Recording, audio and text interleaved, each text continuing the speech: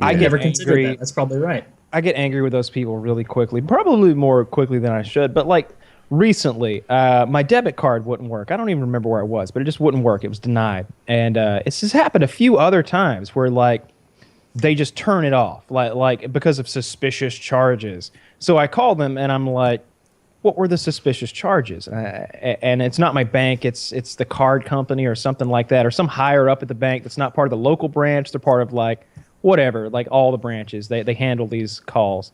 And she's like, "Well, there was must have been some suspicious activity on there." And I was like, "Well, what were the two purchases?"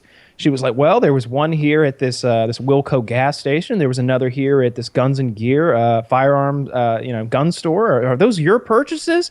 And I'm like, "Yeah, yeah." She's like, "Oh, well, they must have seen those as suspicious." And I was like, "Oh, so the gas station next to my house that I go to 3 times a week."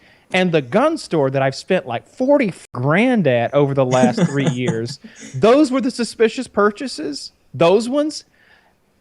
I bet you've got a Well, lot more suspicious stuff on there than that. right? There's all kinds of crazy shit on there. Like I'll be out of state like without any warning and suddenly like dropping a few $100s on some dinner in like Texas or something like that. Now that's a suspicious charge. If all of a sudden someone who like 90% of their charges are in Georgia and then suddenly hundreds of dollars are being spent at a steakhouse in Texas, it's like, wait a second. Nobody raises an alarm about that. Nobody thinks twice. But when I pump gas next to my house and then follow that up by $150 worth of ammo 2 more miles down the road, it's, oh, crisis lockdown mode.